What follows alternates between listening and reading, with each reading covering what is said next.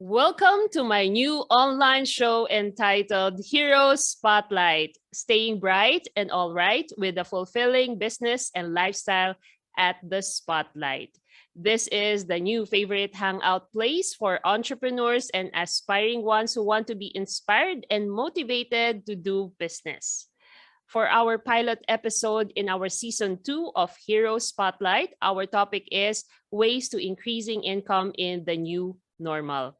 But before that, let's greet our live viewers now. Wow, thank you very much for joining us tonight. Coach RJ, Coach Marius, Christine, and Arkiching. We encourage our viewers to engage with us by asking some questions and give comments in the chat box. Hi, everyone. To those who are watching me for the very first time, let me introduce myself to you. I'm Janice De La Cruz, a wealth coach of Manulife Philippines for 11 years now. And today is my work anniversary. I'm also a book author and curator of 6 books to date. I'm an inspirational speaker. I conduct talks on wealth, goal setting, relationship building, business networking. Currently, I'm active in 2 international organizations, namely Toastmasters International and BNI. My life's purpose is to educate and empower people through the use of my communication, coaching, and leadership skills in order to help them find their unique gift and share it to the world and live a happy, abundant, and fulfilled life. Last April, I started this Hero Spotlight together with Coach Miko Lapira, our then president in BNI Star chapter, as a way of helping our fellow members in BNI Star be introduced in our network via live interview. We also featured non-BNI members to know how fellow business owners are adapting to the new normal. Now, in our season 2, we are broadcasting this via Bounce Back Network and Bounce Back PH Facebook group with over 67,000 members.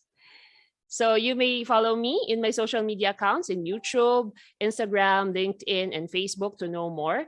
But enough about me. Let's now introduce our special guest. Are you all excited? I'm sure you are.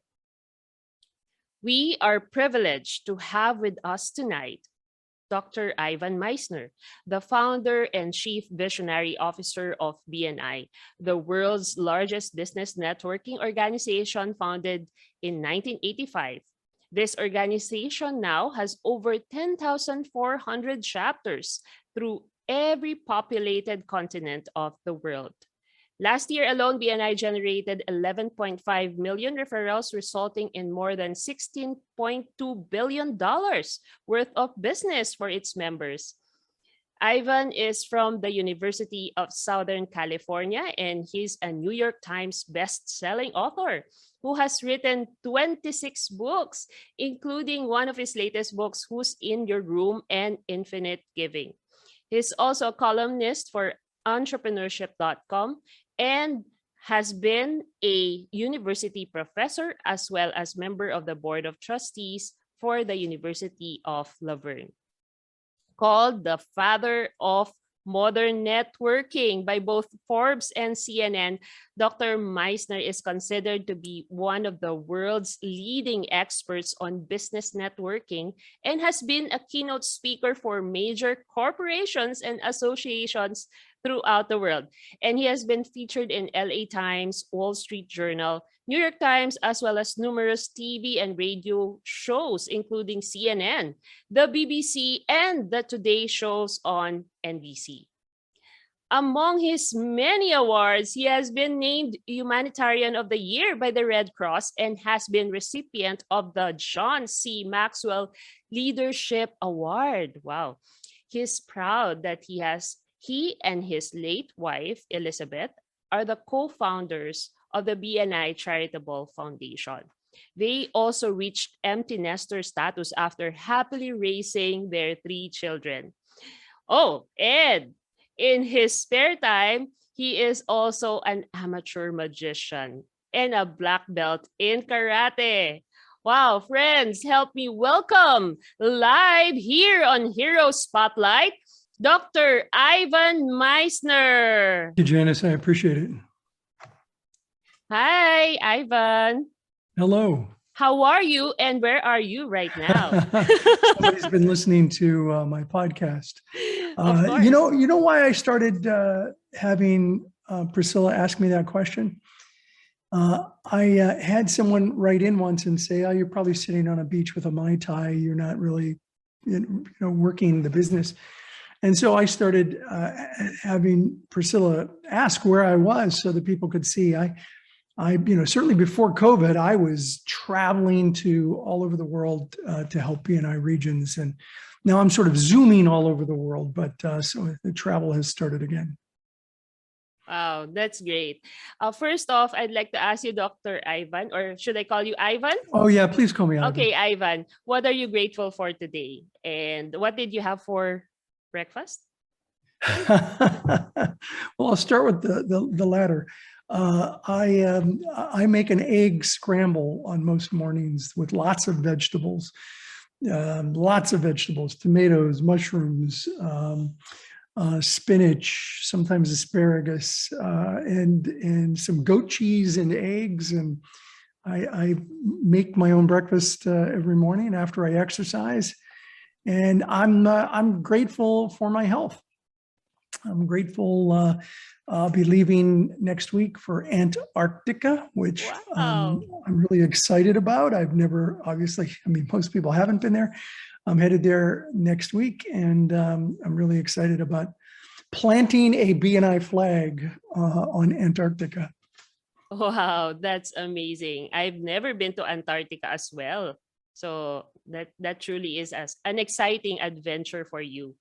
Okay, so let me ask you this first question. For those who are watching us right now, and this is the very first time that we'll encounter Ivan, can you please give us a brief background journey of you as an entrepreneur, how you started, the process that you underwent to become successful in your field? Yeah, well, I was a management consultant when I started BNI. I had gone to a lot of networking groups. I went to some that were very mercenary. Everyone was trying to sell to me. I'd leave those meetings and I felt like I'd been slimed. I needed to go home and get a shower. Really didn't like those groups. I went to other groups that were very social. It was happy hour and hors d'oeuvres and nobody was doing business. I didn't like those groups. And I wanted something that had a focus on business but wasn't mercenary, and had a focus on relationships but wasn't totally social. And the glue that would hold those two things together was BNI's principal core value, which I incorporated into the company early on. This idea of giver's gain, this idea that if I help you, you'll help me. We'll all do better as a result of it. And I was really surprised at how BNI took off. I'd like to tell you that I had this vision of an international organization in that first, 6 to 10 months. But I was just looking for referrals for my consulting practice and wanted to help my friends. Mm-hmm. And people kept coming to me and asking me if I would help them open up another group and another group and another group. And at the end of the year, we had 20 chapters, 20. And I really didn't have a plan. And it was at that point that I sat down and created my plan to scale BNI, and we now have over 10,000 chapters in more than 70 countries around the world. Yes, wow, that is really something like a great blessing to be able to put up an international organization. Since we're here in Hero Spotlight, I'd like to know, who is your hero that inspired or influenced you to become an entrepreneur? Well, I think I've had sort of an entrepreneurial spin most of my life. My parents, I had two great parents. I grew up in a very pretty low income family neighborhood, but I had great parents who certainly supported my entrepreneurial ideas as a young man and supported me going to school, at least emotionally, if not financially. In business, I'd say one of the first heroes that I had was Michael Gerber, who wrote the book, The E-Myth, The Entrepreneurial Myth. And, I read the E-Myth after I started BNI, and Michael in the E-Myth talks about working on your business, not in your business, and many other things that were very important for me in my early days as an entrepreneur, certainly with BNI. And I was on a radio show once, and somebody asked me the same question, who was somebody who inspired you early in your career? And I mentioned Michael and the E-Myth and talked about the things I learned from his book. And guess who called me the next day? Michael. Wow. He called me up at my office, and he said, I was driving in my car and on a radio station, and I heard you talk about the E-Myth, and I just wanted to thank you for, and at that time, the book was probably 20 years old. And now it's 36, 37 years old. And Michael and I spoke, and he wanted to meet. And at the following week, I was headed up to my lake house to spend some time with BNI key executives. And I invited him to join us, and he did. And I've gotten to know Michael really, really well. If you go to my blog at ivanmisner.com, you'll see several videos that I've done with Michael. And he's become a good friend. It's really interesting how sometimes, your mentors, your virtual mentors, people who you've read their books, listened to their audio materials, listened to their interviews, can actually become real life mentors. And that's what Michael is for me. Yeah, it's like an E-Myth happening right now. I get to speak to you live. Well, thank you. Okay. Talking about being an entrepreneur, what for you is the best thing about being an entrepreneur? Well, I think being able to make your own decisions, make your own mistakes, figure out how to resolve them, having that freedom is a blessing. It's also very difficult because, if things go wrong, it's all your fault, basically. And so, but I like being an entrepreneur. I can't imagine not having had the journey that I had. I have a good friend who's a BNI director. His name's Michael, and he was teaching elementary school kids. It was a vocation day, and he was there on vocation day as the entrepreneur, the business owner. And these kids were like 10.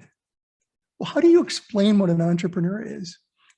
And he had this great thing that he said to these kids. He said, you want to know the coolest thing about being an entrepreneur? And they're like, yeah, what is it? He said, you have no boss. And they're like, no boss? Really? Yeah, you have no boss. You're the boss. And so these kids, man, he had them in the palm of his hands, talking about what it's like to run your own business. And so I certainly think that's a great piece of entrepreneurship. Wow. Thank you for sharing that story. I will tell that to my niece. Yes. So to inspire her to become an entrepreneur someday. Okay, talking about the situation that we are in the pandemic still. Some countries are really struggling in terms of coping up with the COVID-19. How are you becoming a hero yourself today in time of pandemic? And can you tell us about the greatest challenge that you have overcame during this time? Well, look, how would I describe myself as a hero? I think anyone who calls themselves a hero is probably not a hero. So I wouldn't talk of myself in those terms. That's up to other people. Here's how I would describe the general concept that you're describing in terms of my impact and others' impacts on people. We all have people who are in our story, people who've made a difference in our life. I've already mentioned two, my parents, both my parents, so three, and Michael. There are other people that have made a difference in my life. So we all have people who are in our story. The thing I think is more important, though, than who's in our story is whose story are we in? Whose life have we made a difference in how have we changed them? How have we helped them? How have we been there to support them? That that is meaningful. Mhm. And so I think entrepreneurial heroes are people who are in other people's stories, who have been there to support and help others become successful. And so it's, to me, it's not who's in your story, it's whose story are you in. And that's what I think makes a great person. Wow, that's great. It's not about you. It's about the other person and how you are impacting the life. Exactly. Yeah. It's how are you impacting them? Are you making a difference? Look, we all make a difference in other people's lives. Not always a good difference, right? Not always a good difference. And it's amazing to me how little things we say, offhanded comments, can be supportive or unsupportive of someone. And we may not even give it much thought, but it can make a big difference, good or bad, in people's lives. I have a friend, a BNI director, his name is Phil, and Phil was really depressed one day, and he mentioned something on Facebook about how difficult people can be and how they complain constantly. And my late wife brought it to my attention. She said, hey, you might want to take a look at what Phil posted because he sounds really down. And so, Phil's a friend. He's a BNI director. I've known him for many, many years. And so I got online. I saw his post. And all I said was, hey, I understand what you're going through more than most people. And I also understand that you do an amazing job. Hold on to that. People complain. This is what I told them. People complain as though it's an Olympic event. It's not, And I said to him, nobody's ever built a statue to a critic. You're making a difference in people's lives. So just know that. And that was it. And he dropped me a note and said, thank you. And about a month later, he sent me a photograph, and all he said in the subject line was, you never know what difference you make. And he had a photograph of what I said to him on Facebook. He blew up, put it in a frame, and had it on his wall. And it was like, wow, I vaguely remember saying those things. And that's what I mean by the things that you say to people can have a major impact on their experience of life, good or bad. And so how do you want to be in people's story? Do you want to be a positive influence in their story or a negative one? Of course, you want to be positive. I do. And I think a lot of people do. Yeah. But it's so easy to be negative. Yeah. It's human nature sometimes to just automatically default to the negative, to the complaining.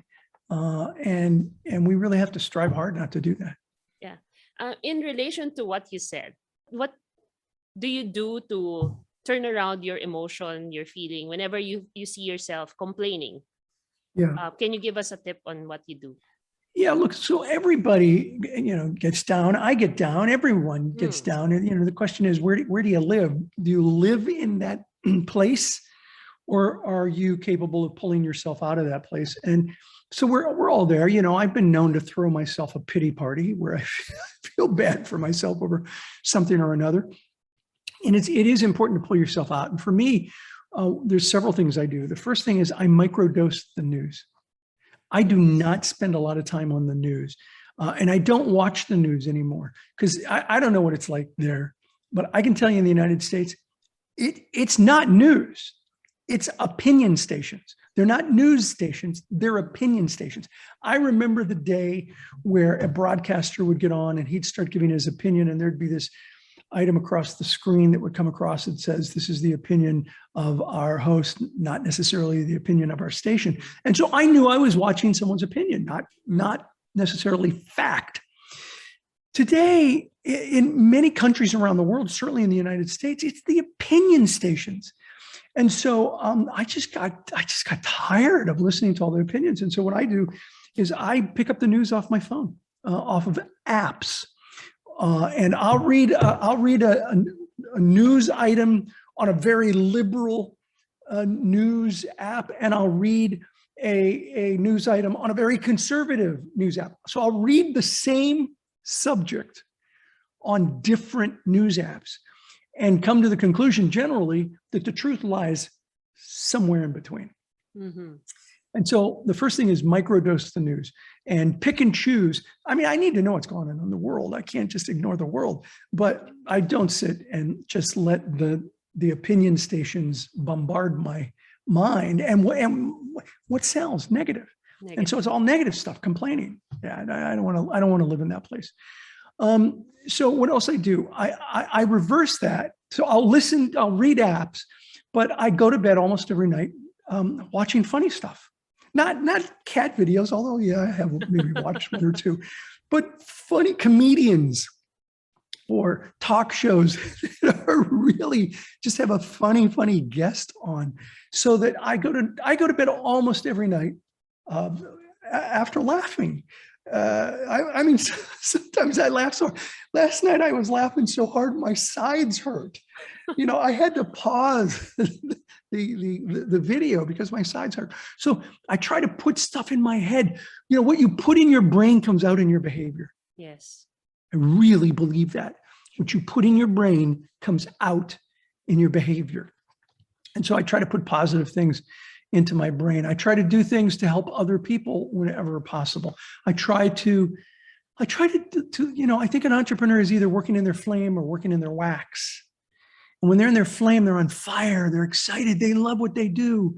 You can hear it in their voice, you can see it in the way they behave. When they're working in their wax, it just takes all their energy away.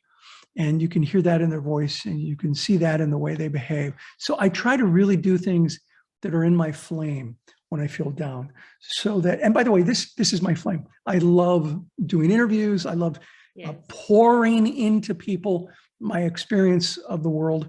And so I try to do more of that if I'm feeling down. So, I mean, those are some of the things. One other thing, I always have margins. And I talk about it in my book, Who's in Your Room. Always have margins, just like in the pages in a book, where a book, you know, there's always, you probably can't see it, but there's always margins in the book. I think margins are the free time that you have to really recharge your batteries. And so I always have time margins. I, you know, go to my hot tub. I'll go out on the boat. I have a telescope. I may, you know, look at the planets, things that I watch TV. You know, a lot of people are surprised, but I love movies. There's certain TV shows. So these are the things I do to recharge my batteries. They work for me. Will they work for you? Nah, maybe not. But you have to find what works for you to get you out of that depression or feeling bad. Does that make sense? Yeah, wow. Those are great tips for us. I totally can relate to those things. That, like, 2 weeks ago, our family, we went to the province in Bicol, Legazpi, where Mayon volcano can be seen. It's a perfect cone. It's a landmark here in the Philippines, and it was a great opportunity. We didn't rode a airplane. We did the land travel for about 12 hours. And, and we get to see lots of trees, mountains, and it really is something delightful to the eye. For quite some time, we're contained inside our rooms in our house, right? And it is something that really Get out, recharges us. Yeah, good. And Good. That's what I mean by margins. And if that's a 12-hour drive with, that's not my idea of a margin, but it's your idea of a margin. Yes. And that's what counts is, you know, what is it that brings you joy, that makes you happy? And whatever that is, you know, as long as it doesn't hurt other people, then that's what you need to do. Since it's Christmas season here in the Philippines, you know what? We start our Christmas here in September.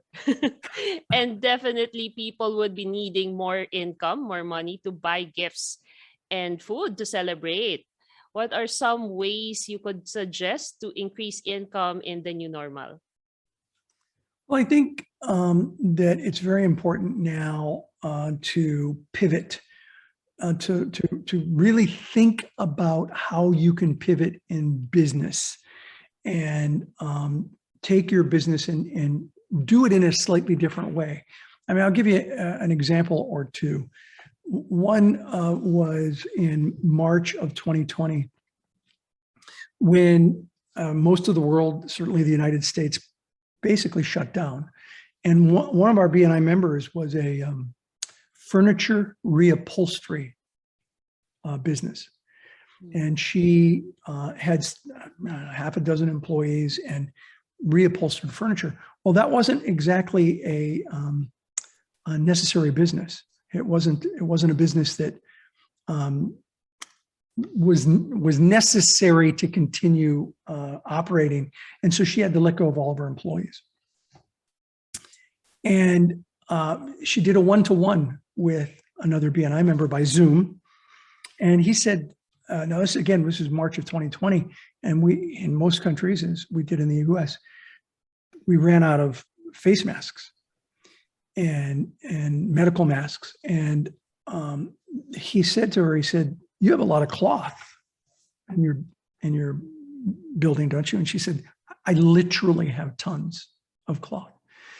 He said, "Have you thought about becoming a COVID mask manufacturing business?" And she said, "No."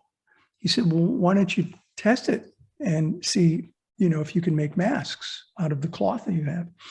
So she made 100 masks, Janice. She made 100 masks. She gave them to 50 people, 2 to everyone, along with her card. And she gave them to a lot of BNI members and friends and some clients. And she said, "One is a gift to you. The second one, would you give it to a nurse, a doctor, a senior center, anyone who might need masks to operate?" And so she gave 50 of them out. She gave 100 out to 50 people. She was inundated with orders. She was able to hire all of her people back.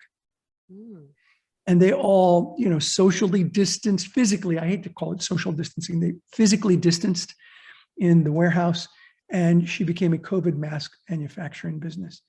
See, that's what I mean by pivot.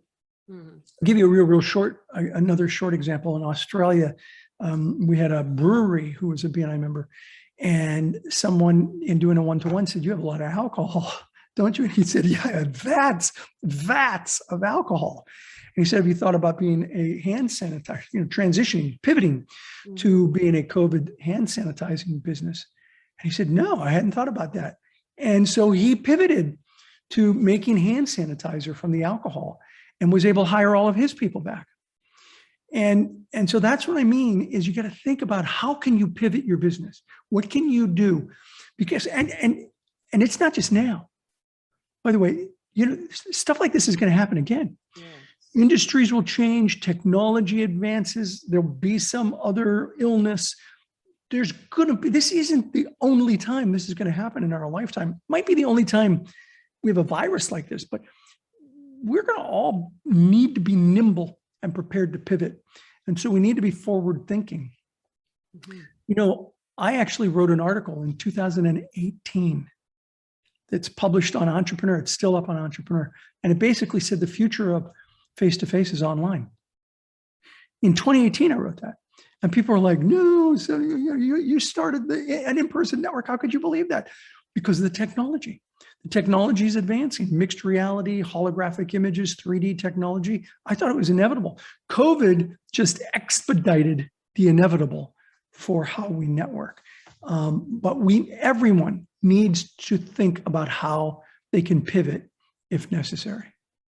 Yeah, great. Amazing stories. True. We also have similar stories here in the Philippines of people who pivoted their business and really had to make sure that they keep the people that they have. So yeah, I'd love to hear an example either now or offline of how someone pivoted, because these are the stories that I'm always asked about.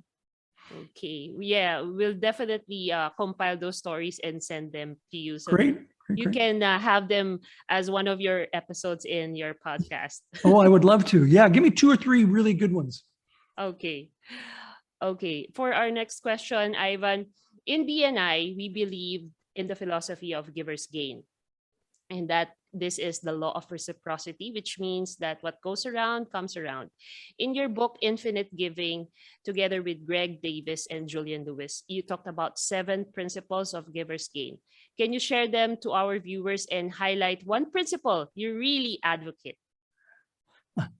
Just one. Okay, I'll give you one. So the 7 principles for giver's gain that I talk about in Infinite Giving start with who's in your light, which is really part of the concept of who's in your room. It's about, who do you surround yourself with in life, because the people in your room will make a difference on who you are. So who's in your light is the first one. And you have to have discernment about the people that you let close to you and the things that you let close to you. Go back to the news. In the book, we talk about the fact that you got to microdose the news because it's so negative. You don't want that in your head. Second thing is to give without expectation. That's what giver's gain is, really, is giving freely to other people that you have allowed into your room, that you feel close to. Give more than expected. Under promise and over deliver when you're giving and helping people. But at the same time, and here's the next one, give what you can afford. Don't give more than you can afford to give in terms of time or effort or money. We talk about it as in give from your saucer, not your cup. And as we become more successful, our success overflows. We have the opportunity to help people more, to do more for others. And what we recommend is that you give freely from your saucer, but not from your cup, not what, truly give what you can afford. It's okay to gain is another one of the principles. Sometimes people are so focused on giving that they forget that it's called giver's gain. It's about helping others so that they help you in return. And that whole section is about discernment again. It's about understanding that being an infinite giver does not mean you're an infinite victim. It's okay to receive as well as to give. The other is to stay humble, because as you become more successful, it's easy to lose that humility. Humble people don't think less of themselves. They just think of themselves less. And that's one of the important principles. And the last principle is gratitude. And gratitude is not, showing gratitude is not new age psychobabble. It's science. There are many studies, Harvard, Yale, the Cicero Group, Claremont University, many universities and research institutes have shown over and over again that people who show gratitude are more successful. Mm-hmm. And that the people they surround themselves with, the people they show gratitude, those people are happier and more engaged in the process of the business that they're in. And so gratitude's not new age psychobabble, it's science. And these are the 7 principles of giver's gain. It summarizes everything that I know about BNI. These are the things that we try to really manifest every now and then. I asked you, what is the one principle that you advocate? They're all so important. And, we talk about the fact that you have to use all 7, that if you only pull one out, it's not going to work. But I think the one that may surprise people is the humility one. To me is really important, because I have seen so many people that as they become more and more successful, they get less and less humble. They have less humility. And I really, when I meet people, I want people to walk away thinking, wow, he's like a regular guy. That they don't feel nervous talking to me after they start talking to me. And I mean, that's important to me. I think, and I often, I mean, I think of myself as an ordinary guy. I do believe that ordinary people can do extraordinary things, but I really think of myself as an ordinary person, and I think that surprises a lot of people. Yeah. Speaking of being with people who are successful and humble, can you share to us how was your experience being with Richard Branson in Necker Island? Well, Branson is, I think, the poster child for humility. He is such an easygoing person to talk to. He talks to his staff the same way he talks to millionaires. Wow. He treats them with just as much respect as he treats millionaires around him. And I really find that amazing. You know, when I was on Necker Island just a few weeks ago, and on one of the, there's a bar that sometimes the Necker team will take people to this bar called Willie T's, and Branson joins, and so it's a floating bar on the ocean, and he goes there, and so people they're at the bar and in walks Richard Branson, but there's a sign up in the bar, and I'm gonna write about this soon. It says, "Be like Branson." This is a sign up in the bar. Be like Branson. Be kind. Ooh. I think that's a great testament to how he treats people. Be like Branson, be kind. Be kind. I also believe in the saying that it's better to be kind than to be right. Fair enough. Yeah.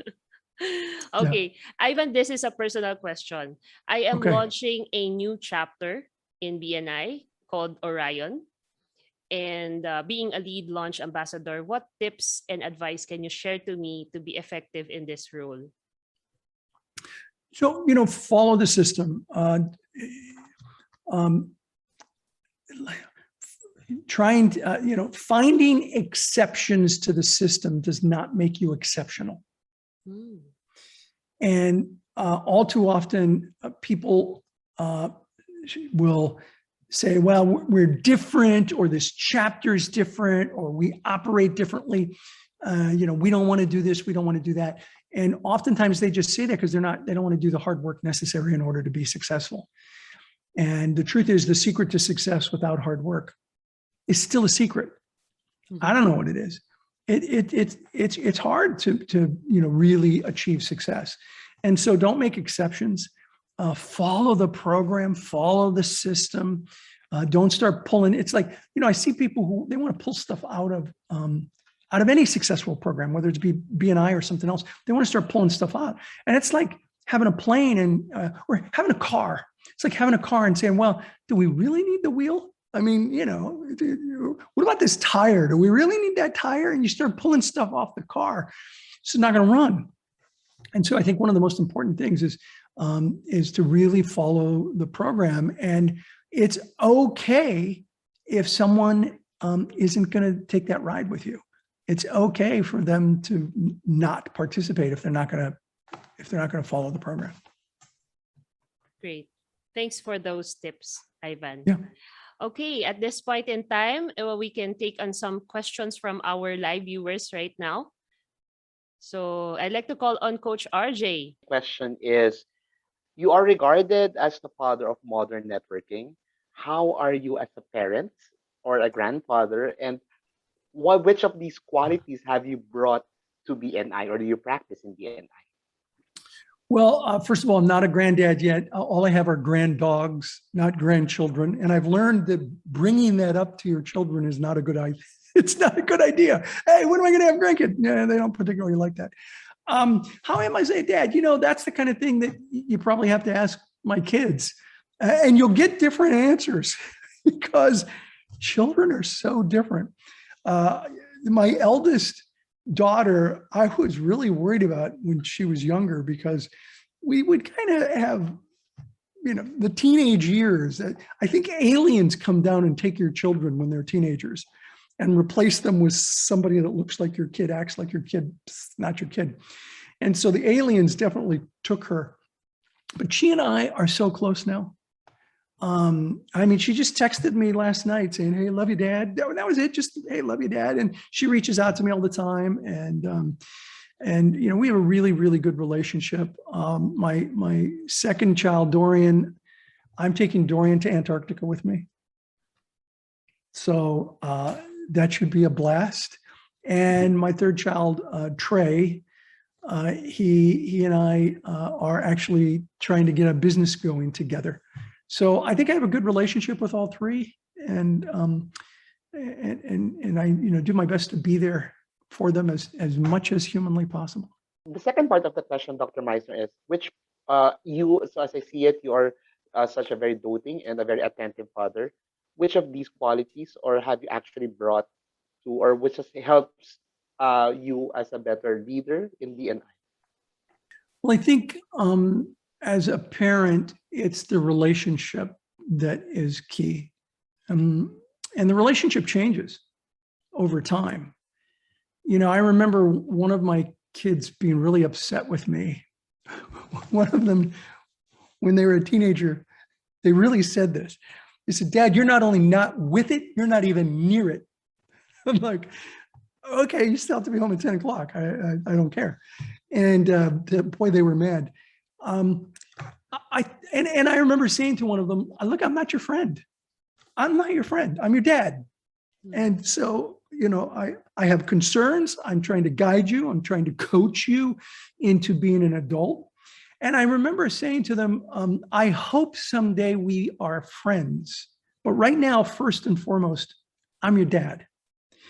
And that relationship changes. I would say that I am friends with them now and still their dad. But you know, the relationship changes. But it's still, you got to have, it helps if you have a relationship. I mean, a real meaningful relationship with your children. By the way, that was one of the things that Branson, I asked about legacy, you know, because I'm working on a book on legacy. And that's what he focused mostly on, was that your legacy really is your children who carry on your name. And that's, you know, and your DNA. And the more you can impart on them a code of ethics that they live by, the larger the ripple, the longer the ripple that you would have in your legacy, which I thought was an interesting comment. Coach RJ, thank you for your beautiful question. Very insightful. We get to know more Ivan personal level as a father. Okay, go ahead, Christine. In BNI, can a person network too much within the organization or in the chapter? Ironically, I just wrote an article on this topic that should be published on Entrepreneur next month, and you'll probably see it in SuccessNet in about 2 months. That networking is more of a marathon than a sprint. Mm-hmm. So the short answer to your question is yes, you can network too much too fast and burn yourself out. I remember, and I tell this story in the article, I remember a woman who I was visiting a region, and everyone called her the queen of networking. She was a member, the queen of networking. She's amazing. She just knows everybody, meets everybody. And I was impressed. She was very good at networking in terms of, you know, introducing herself and talking about her business in a casual environment. And she came up to me when no one was around.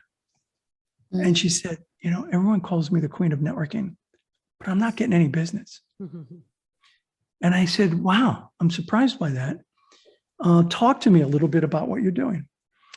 And it turned out that she went to no less than 5 networking meetings a week, sometimes 6, 7, 8 networking meetings.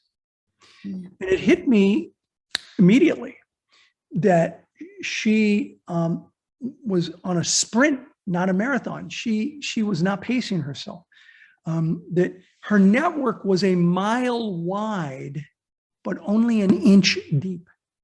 Mm-hmm. and that what she needed to do was have a network that was both wide and in places deep, that she had to spend time getting to know people. So in a lot of what I teach, I talk about visibility, credibility, profitability, that you have to go from visibility to credibility and from credibility to profitability. She had unbelievable visibility, but not a lot of credibility other than everybody knew her as the queen of networking.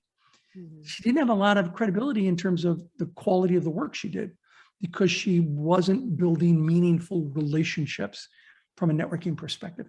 So she, that's why she was not doing well. And so I told her, cut your networking activities down by 50 to 70%. In terms of the number of groups you go to, cut that down by half or 70%. And instead, try to go deep with the people that you meet. You know, do one-to-ones, get to know them a little bit better. You don't have to necessarily spend less time. Just don't spend so much time in so many groups, because you're only at visibility. And she did that, and it made a world of difference in her success in networking. I hope that answers your question. And look for that article. It'll be out on Entrepreneur next month. Yes, definitely. Thank you so much. Can I have a follow-up question? Go Sure. ahead, Christine. Okay. And you mentioned a while ago that the phrase wherein it's okay to receive. I mean, it's okay that you gain, right? Apart from giving some things to someone. In my case, there are people or business BNI members who I give referrals to, and they got good business with that, with the referrals that I give.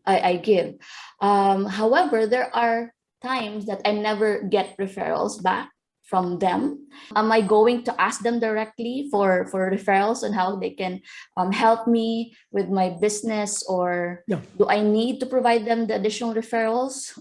So yeah, we actually talk about this very subject in the book Infinite Giving. And here's my recommendation. And I've done this with many people. It works really, really well.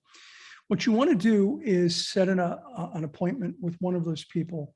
Start with the one that you've given the most business to. And go back and look at all the referrals that you gave to them. Hopefully you can keep track of all the people you've given them referrals to.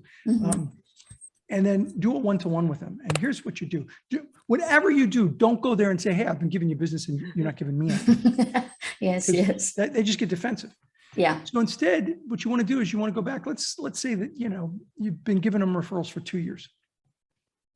Start with the one that you gave 2 years ago and say, how did that end up working out? Talk to me about that, and let them talk to you about it. Then go to the next one. How did this one work out? And tell me about that. And they'll say, well, it didn't turn into a sale, or they're still a client, or whatever they're going to say. And listen to how the referrals worked out that you gave them, because it could go any one of easily two directions. They might say to you, Christine, yeah, none of these referrals worked out. Which case, it's a good thing you didn't say, hey, I want some referrals. Because for whatever reason, the referrals you gave them didn't work out. And so you want to talk to that person about, how can I give you better referrals? How can I give you referrals that in fact turn into business? Yeah. Chances are pretty good some of those referrals did work out. In which case, that then gives you an opportunity to say, I'm really glad that those referrals turned into business for you. What I'd love to talk about for the time we have remaining is how you might be able to help give me referrals. It's a very gentle way of saying, hey, I'm giving you business, you're not giving me anything. Yes, yeah. And I've recommended this to so many people, and I can't tell you how many times people have said to me, I did that, and the person said, oh my goodness, you're absolutely right. I feel bad. I haven't. And then they start really focusing on how they can refer business to you. And so that's the kind of a conversation that you want to have. Clear, open, honest, direct communication in a gentle way. We are nearing our interview, and would like to ask for your final message to all our viewers watching right now, so that they can uplift themselves during these trying times. Yeah, I think today more than ever, you need your network. Today more than ever, BNI is making a difference in people's lives, because it is a group of like-minded professionals who are there to help and support one another.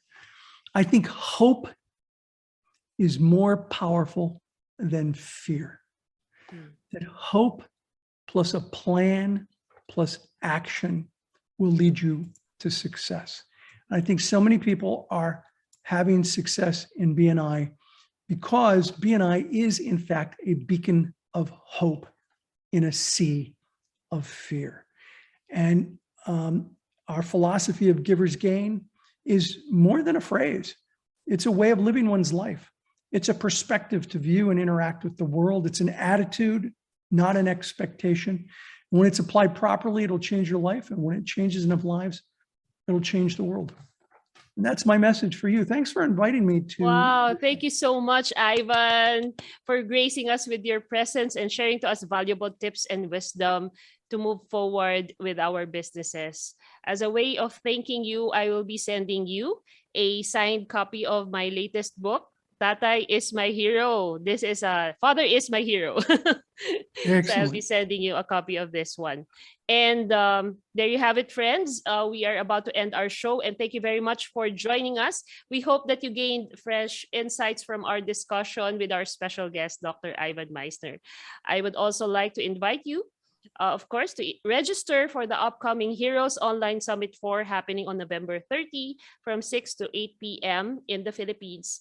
Our guests are OFWs and frontliners. Register details will be shown here, and I'll be hosting that special event. So hope to see you there. Once again, thank you very much to Bounce Back Network, PH, and sponsors, tech team behind this show. You made my dream possible. That's the end of our pilot episode for season 2 of Hero Spotlight. We hope to see you in our next episode in Hero Spotlight Live. Thank you very much. God bless everyone. Thank you.